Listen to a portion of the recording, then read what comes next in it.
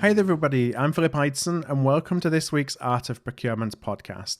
Today's podcast is a conversation that I recorded just a couple of days ago with Christian Heinrich, a co-founder of ScoutBee and a professor of digital transformation at Quadriga University of Applied Sciences in Berlin, Germany.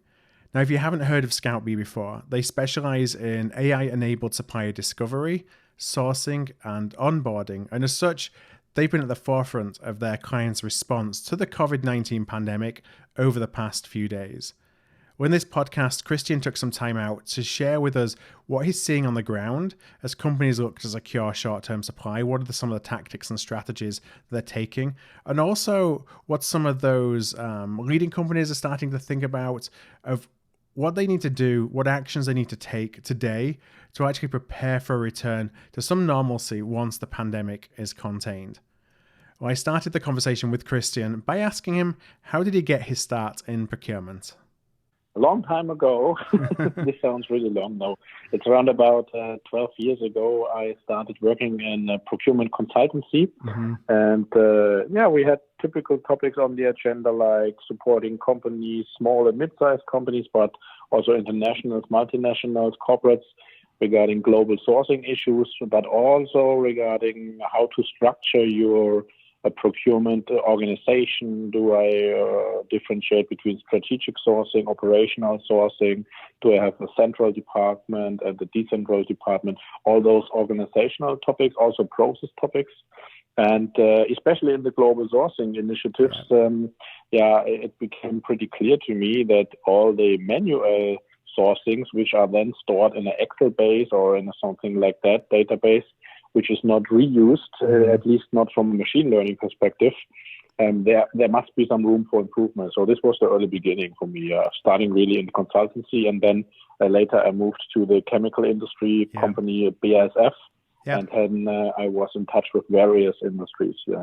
So what then became that inspiration for starting ScoutBee? You know, what was the gap in the market that you saw that you felt compelled that there was an opportunity for you to start a business supporting that gap, if you will?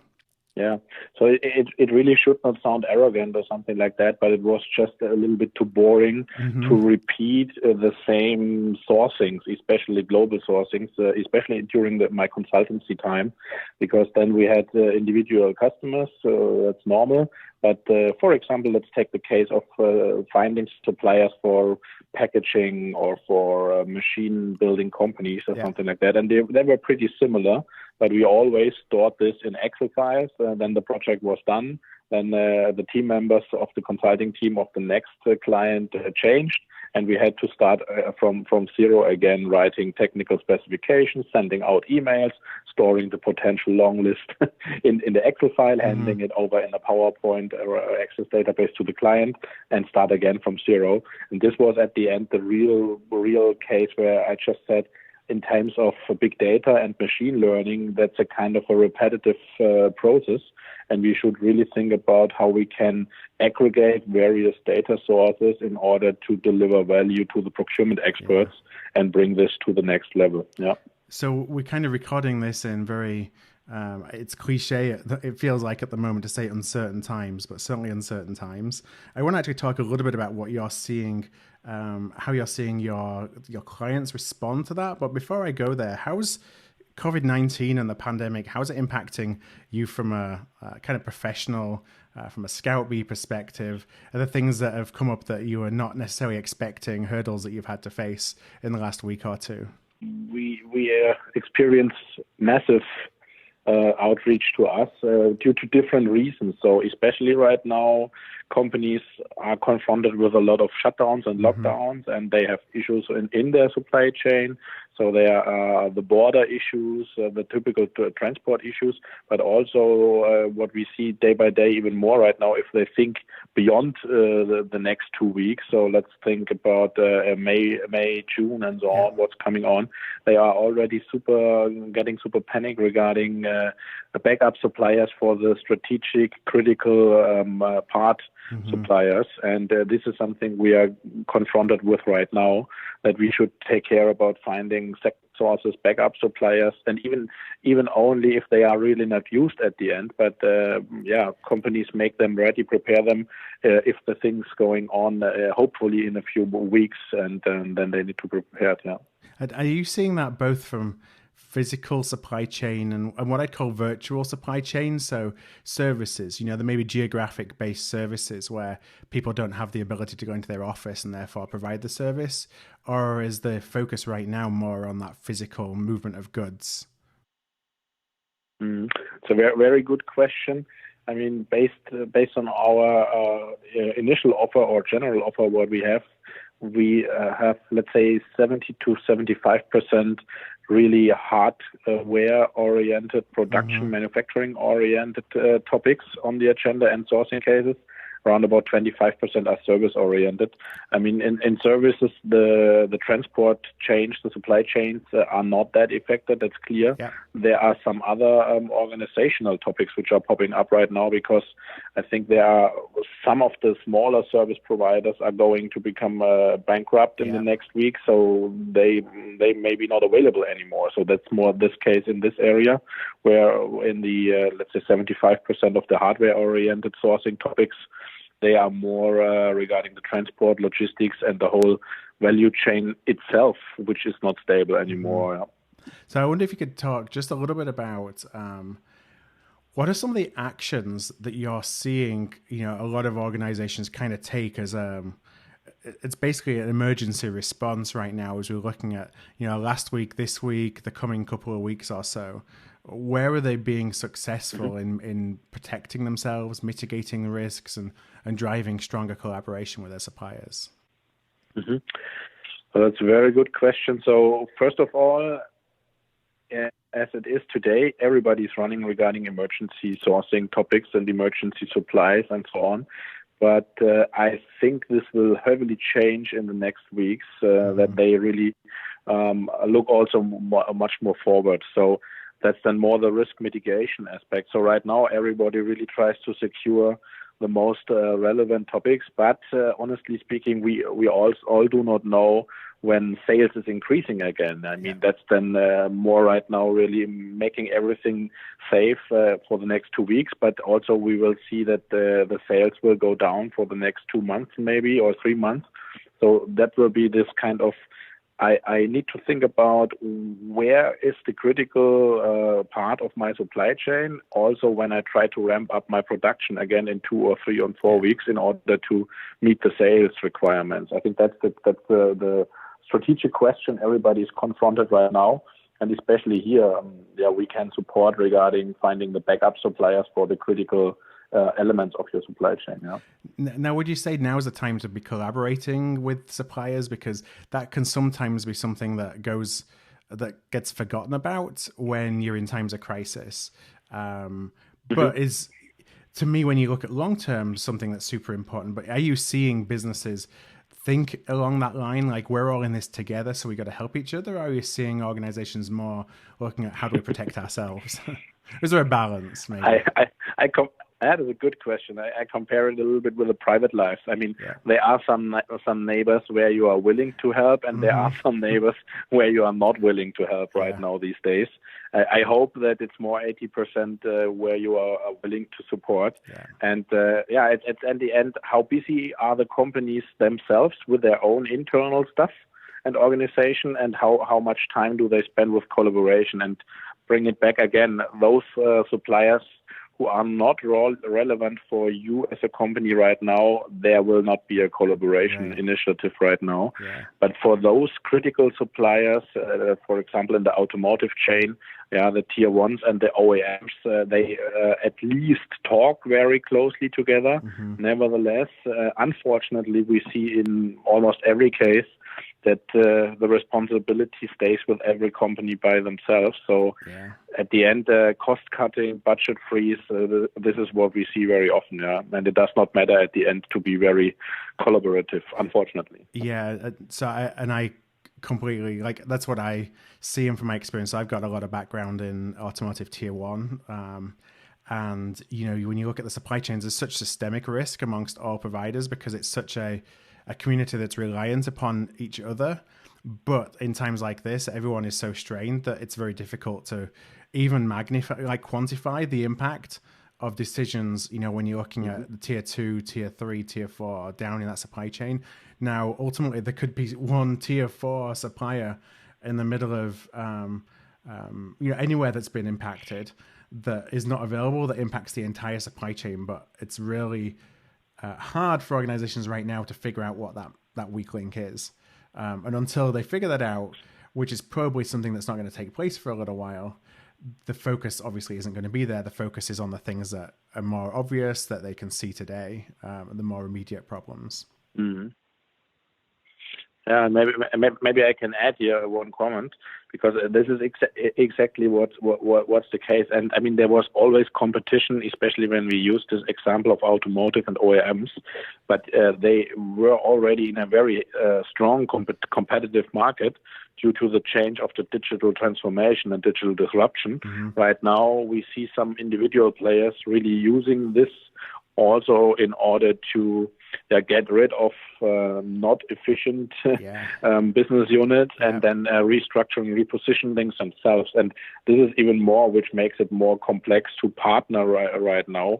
I think, honestly, the opposite is happening right now. Everybody is focusing on their own competencies and rather thinking about reinventing themselves instead of partnering too much and being too tight connected to some supply chains.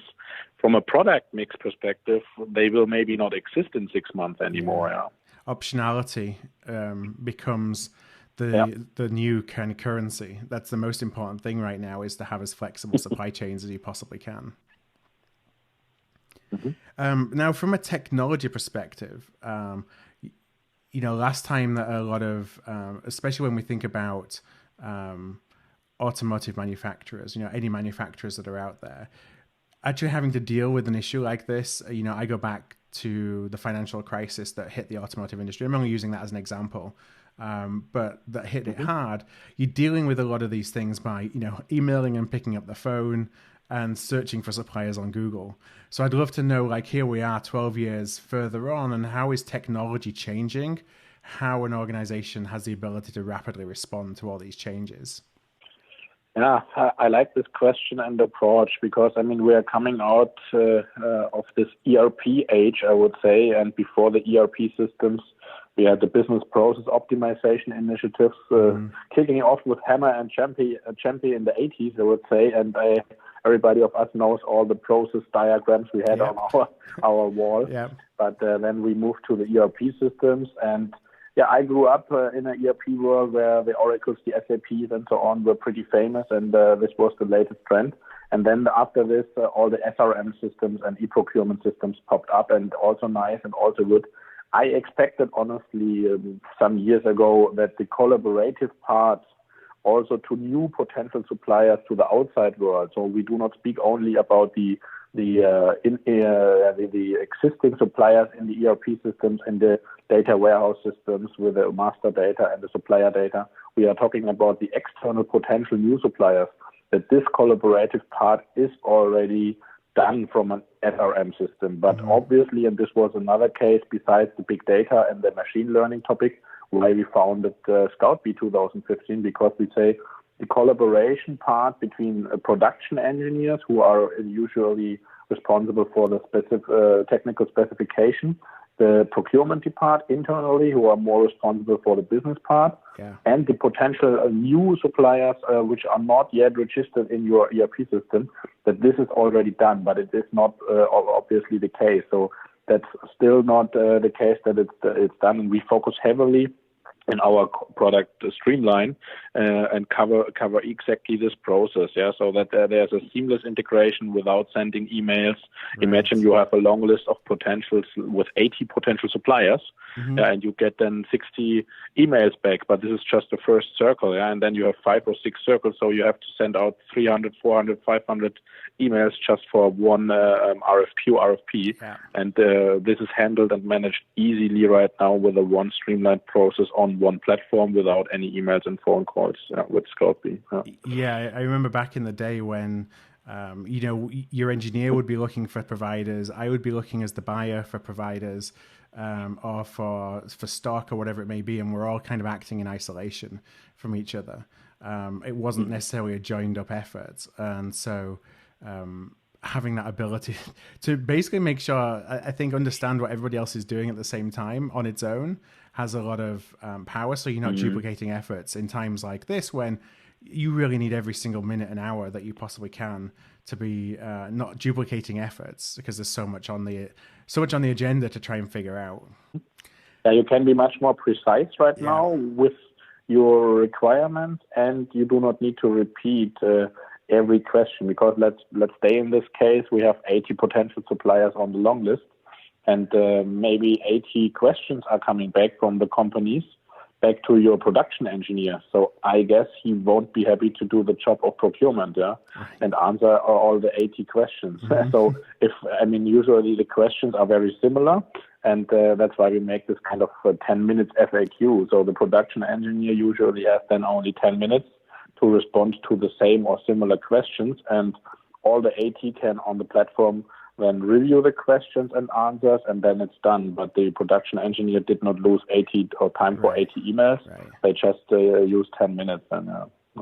So we talked about what organizations are doing right now, this week, next week, how they're starting to think about what happens in 4 weeks or 6 weeks or whenever it is that companies start to come online, factories start working up again, and there's a recognition of where there are gaps in the supply chain that people aren't necessarily thinking about today. When we look further, so we get back to, and it's a hard notion to kind of think about right now because we're in the middle of it, but normalcy will resume at some point in the future. First of all, I want to ask, is anybody thinking about that right now that you're seeing of, what the things look like in 3 months? And then perhaps a follow-on to that is, what can we be doing to set ourselves up for success when normalcy resumes? Yeah. So I hope that a lot of people are thinking about that. It's just a question if they have time to start or kick off already their initiatives. I mean, if I go back 3, 4, 5, 6 months, we had a lot of good discussions. There was not the COVID-19 coronavirus on the table. It was more, how can I transform my traditional procurement organization into a digital procurement organization? I think this is and this remains at the end. I mean, if they really start then in 2 months or in 3 months building or continuing with that thoughts and projects, that's another topic. But I would combine this. So what we had in discussions in the last month, and what I also think even more right now becomes necessary.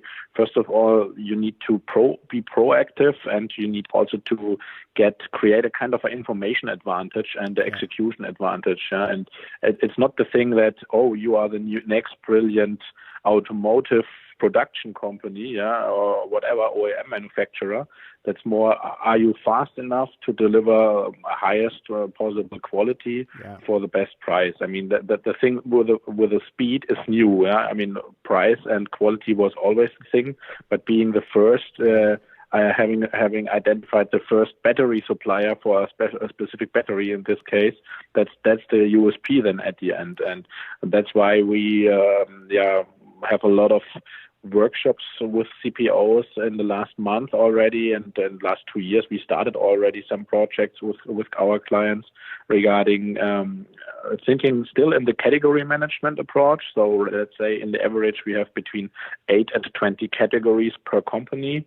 Depends heavily, and usually 80% of the categories are relevant for a scouting license, because then usually if you have the packaging or the interior or exterior category, you have round about 5 sourcing cases where you need to identify how the supplier market does look like for this part, how is the current competition situation. So we think every category manager should have this kind of scouting license, which is a Google, just for his B2B and category purpose, and then he or she has round about 5 sourcing cases per year. That's what we foresee in order to become more fast in the reaction and proaction. Yeah, you talk about speed. I think about the organizations that are going to come out of this ultimately stronger are those that have the flexibility, that they're able to build kind of a moat. I don't know if that's the right word, but build a moat around what their competitive advantage is.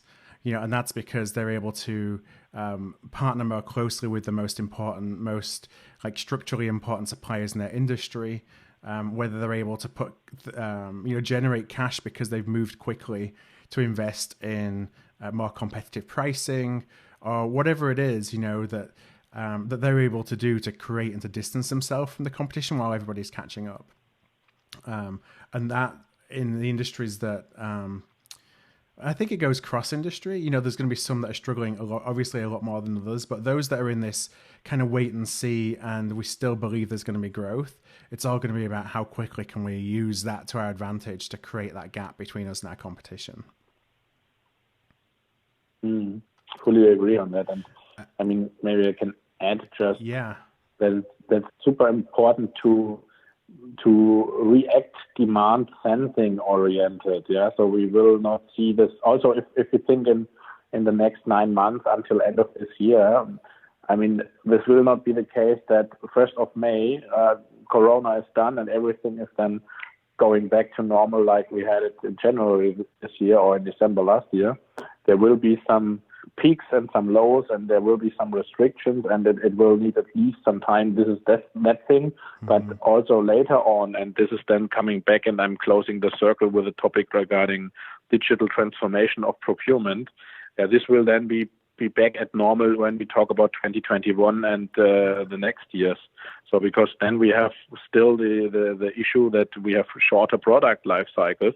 So at the end, it's similar regarding the sensing mode. I think I like this expression. They need to find the right mode, to be very, very fast in the decision making. Nevertheless, having good prices in the negotiations. Yeah, and I'd love your opinion on this as well from a digital transformation perspective, like the transformation agenda. It feels like right now anything that's basically I can see investment in the continued digitization in a couple of areas. One is where it enables speed, and two is where it enables efficiency and that means redeploying resources in other areas, but it has an immediate ROI.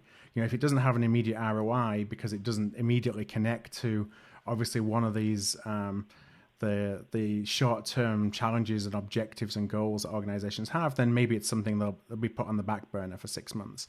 But if it's something that can address one of those key challenges that they're facing now, then there's no reason why investment in digital transformation won't continue. And I hope that we super fast get out of the situation, because it's a traditional behavior. That's totally clear. I mean, I only invest in something if I see an ROI. But this is exactly does not work when you talk about digital transformation, because the ROI comes later. We know it from the B2C platforms like Facebook. So Facebook in the beginning had no clue how they make money. Right now, I would say they are pretty valuable. And that's the same thing. I mean, for sure, we do not have to have 5 or 10 year ROI perspectives when we talk about business investments within procurement area or value chain area. But we should also be aware on if we invest in a software which also includes some change management and the people's behavior within our organization, it will need 6 months, 12 months, or 18 months until we see the ROI. It's not such an easy case that I buy something and I get something out of it within 2 weeks. But it is super important to have this in mind. And I think, especially in those times of crises and after the health crisis, we will see an economic crisis, but the strong and brave, as always, will survive at the end. They will, with the foresight, they will survive at the end. Now, I want to start wrapping up, and I had a question because you're doing something at ScoutBee, I think that to kind of help the community get over this short-term crisis. And I would just wonder if you could talk a little bit about what it is that you are actually doing. Sure. At the end, we are responsible to find the right and best information for supplier markets. So we call it scouting, digital scouting. That's fairly new. I think many of you know the typical end-to-end processes, which are purchase to pay, which are covered usually via the ERP system.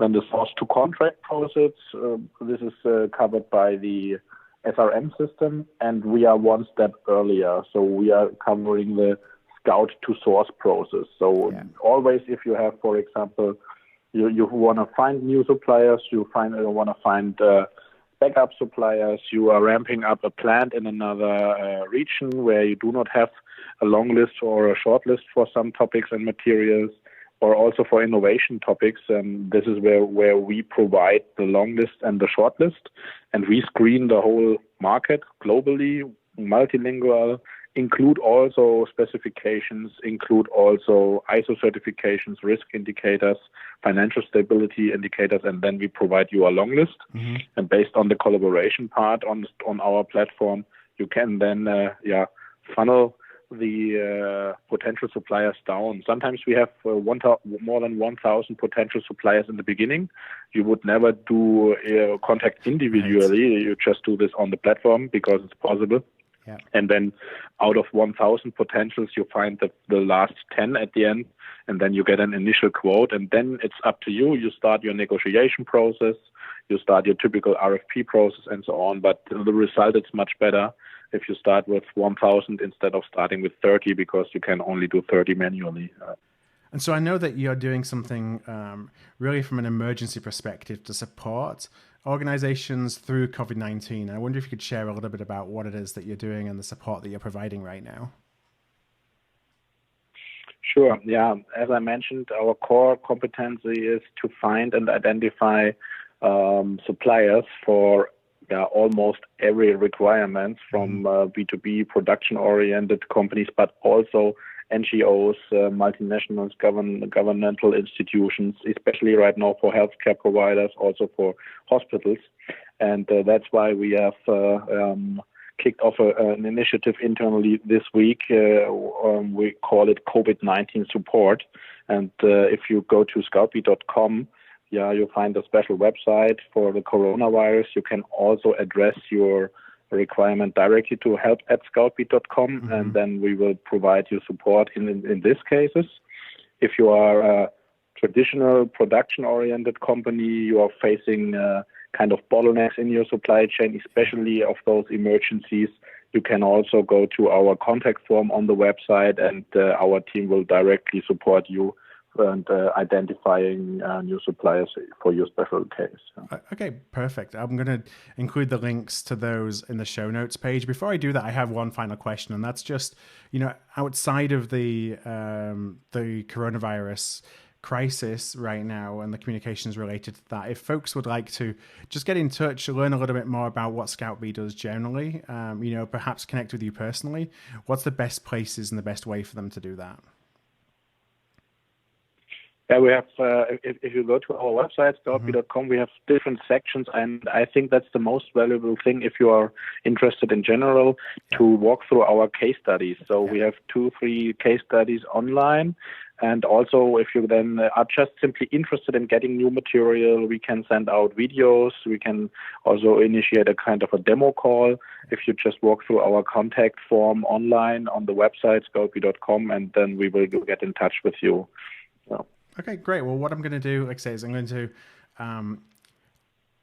link to all the different places that you referenced today in the show notes for today's episode. And those are going to be at artofprocurement.com/podcast. That's artofprocurement.com/podcast. And for any listeners that go there, you'll find this conversation towards the top of the list. Just scroll down all the pods that you see, and all the details, all the links are going to be right there. So, Christian, I just want to thank you so much, one, for what you're doing in support of the community right now in the COVID-19 response support, and secondly, just for joining me today to talk through some of these challenges and opportunities and what you're seeing in the industry. So thanks a lot for joining me today, Christian. Thank you very much, and take care and stay healthy all.